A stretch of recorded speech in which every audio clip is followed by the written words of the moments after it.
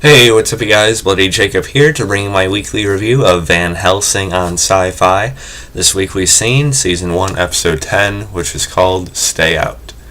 And as usual, I want to apologize for the lateness of this review, but I worked till midnight again last night, so I missed the episode. And then late last night and part of today, the internet and cable connection was pretty sketchy in my area, because we just had snow coming down for the first time, since last year.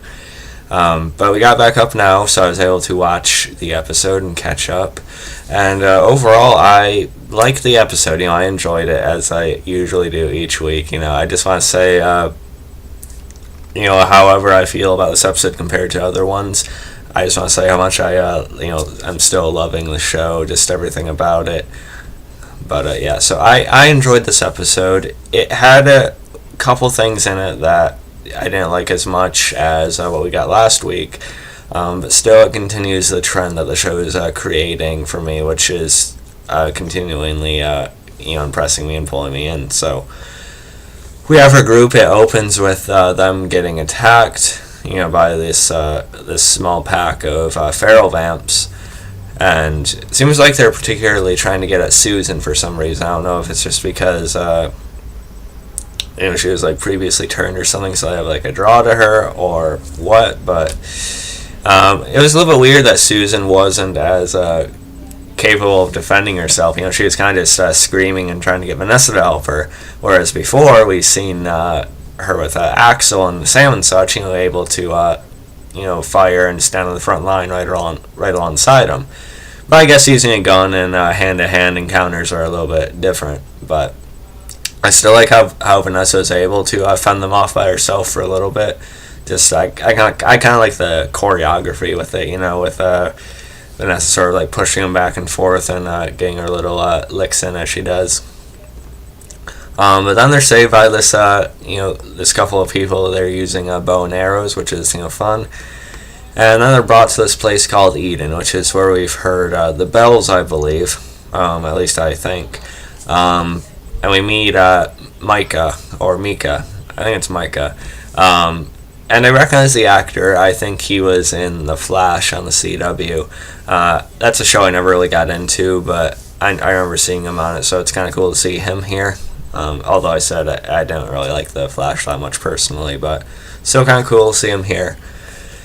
And then with this, we find out that they have this deal with the local vampires, or this local group of vampires here, which sort of explains why the vampires we seen last week didn't go right after Muhammad and the girl when she brought him with them.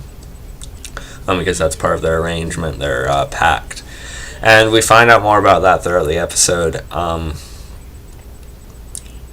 And we also know that these group of vampires actually know Julia, so that's potentially risky. And then they're asking about the fugitives from the city, especially this special human in particular.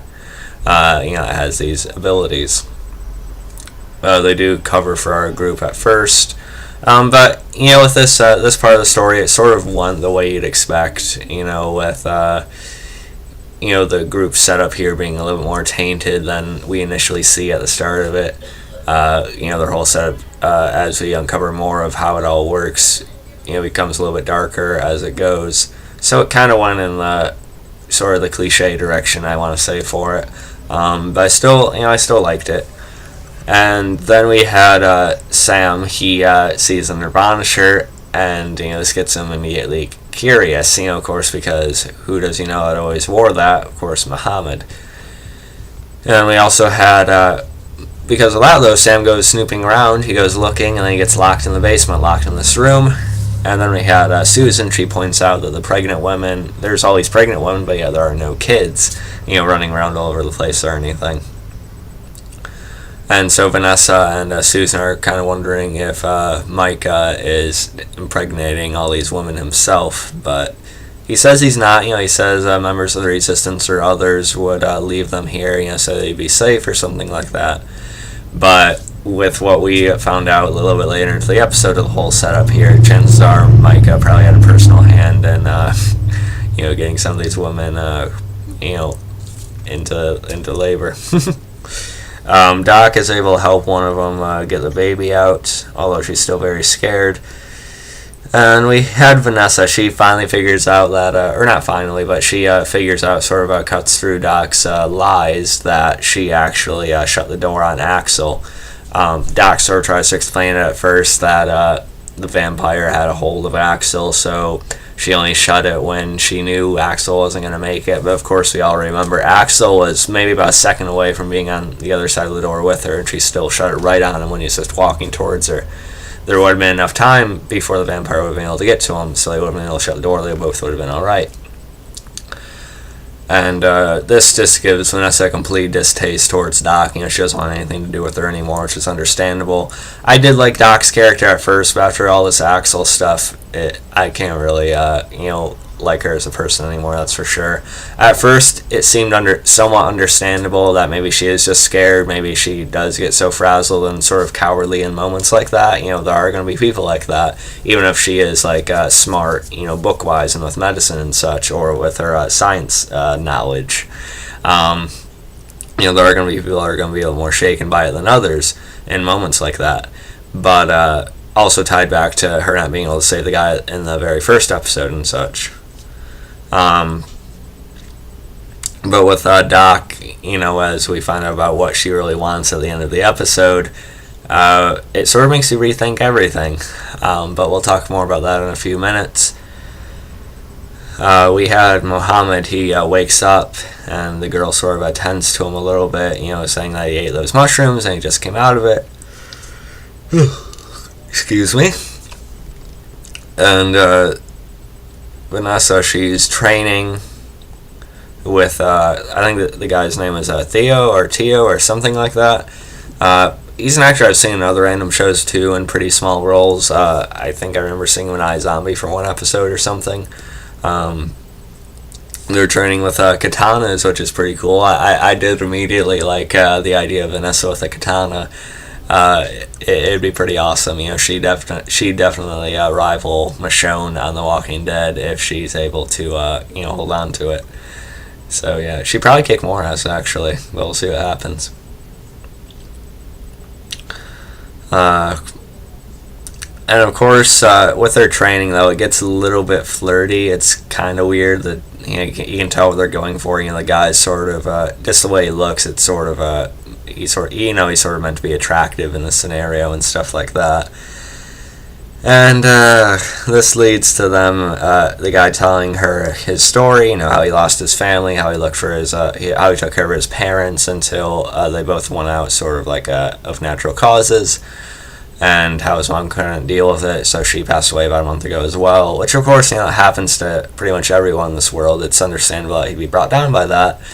But this leads to Vanessa and Theo kissing, and sort of almost getting pretty far into it before Vanessa does bite him a little bit. And so I wonder if part of her drive or like urge with him is sort of because of those vampiric or animalistic tendencies that she's had, like how she is in a fight sometimes, how she acts in that, which I've talked about before.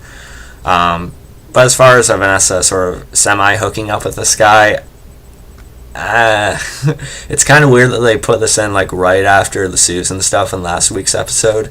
I know Vanessa doesn't necessarily have to feel the same way about Susan as Susan feels about her, but I just feel like the pairing with Vanessa and this guy felt a little bit too out of nowhere. It made Vanessa sort of feel like more of a stereotype in the role, I think, with how she acted here.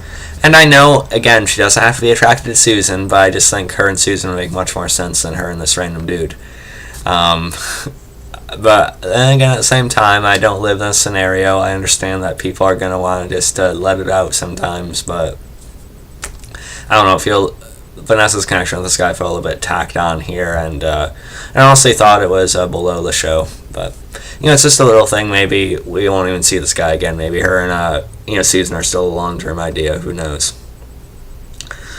But yeah, we also had Sam. He finds these pictures that sort of point to more of the details of this pact that Micah had set up. We see these family pictures, or these portraits of him, as well as one of the other workers there, and then we see this picture of the vampire who he's making deals with, Magna, I think her name was, or something. Except a picture of her unturned, and so we figure out they're connected somehow.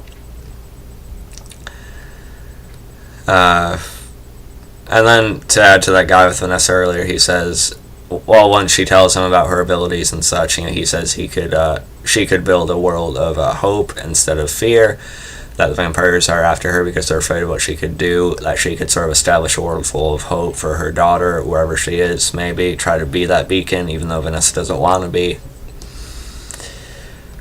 We had Sam and Mohammed reunite, which of course is a fun moment. They were both pretty happy to see each other. They hug, they reunite, but then we have Sam kill the guy as he comes in who had locked him in the room.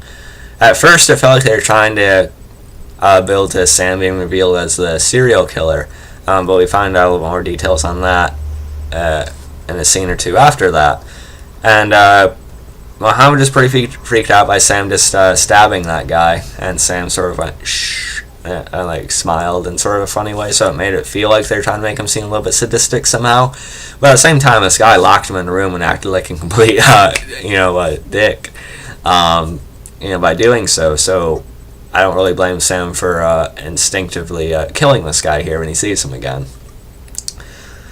And let's see. And then we see more of how the rest of the deal goes down here. Magna, she sort of ambushes this woman and her newborn child on the road. She takes the woman and the baby, or at least one of them, I forget which one she took. So of course Vanessa and Theo find out about that. Theo supposedly didn't know anything about it. Sam and Mohammed get caught after the body of the guy is discovered, and this leads Vanessa and Theo sort of questioning Micah and his whole setup here.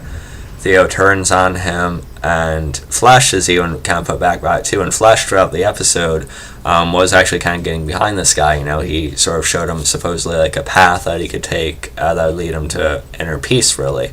And Micah sort of said something interesting here, though. He talks about how Flesh had talked to him about how he apparently had this urge to kill his family even before they turned, even before all this apocalyptic stuff went down. So maybe Flesh is actually the serial killer. We didn't really get our answer for sure in this episode, but the way Mike talked about him here, it sounds like that would be the evidence that would mean that Flesh would still act like this in this world, perhaps. I do like Flesh, and I think Vincent Gale does a good job playing him and everything. I like the intellectual side of things he brings to the show, so I won't want him just to turn into a villain character or anything, but I'd rather it be him than Sam, I guess, because I'm kind of curious more about Sam's backstory, and I hope it's not just that he's a killer, so I'd rather have the killer be Flesh, if anyone, I guess. And then that's when Flesh just stabs Micah through the neck, which is pretty brutal to see it come through his throat from behind. But, he figured he was going to probably be killed somehow in the episode. And Vanessa kisses Theo goodbye, and, he's going to look after the people here, and he's going to, lead like this assault on Magna. But then he's going to find her. And again, I just felt like Vanessa's sudden connection to this guy felt a little bit just sort of weird and sort of cliche in this episode. I would prefer Vanessa brushing him off, honestly, and them slowly building towards her having feelings for Susan or something instead of just having her hook up with this guy out of nowhere. But again, it's whatever. The romance part of it isn't everything on the show. So Vanessa does get to keep the sword, though, so that's one cool thing about it. So I'm excited to see her use that a little bit more. And then, that's where we have Doc. She's still missing when the group's going to go off, and we find out that she's actually trying to find Magna, but Magna finds her, and we apparently find out that Doc actually wants to be a vampire again, and I wonder if that's something going on with Susan and Flesh as well, if they have this urge to go back to that. I'm sure they do, but Doc's really trying to get back to that. She feels like she's out of place if she's not one of them. And Magna actually does bite her to try and turn her again, but it doesn't seem to have any effect. And we didn't see Magna turn back or anything, so Doc probably doesn't have the exact abilities that Vanessa does, but apparently maybe that Doc can't be turned again, so maybe Susan and Flesh can't be turned again either, who knows. But yeah, so it sort of explains more about Doc, you know, like I said at first with her shutting Axel in, it sort of made sense that maybe she could be more of a coward type of person. But with this, I'm wondering if she purposely, had Doc, or had Axel killed there, you know, with her vampire side, knowing he was a potential threat if he was still alive after that.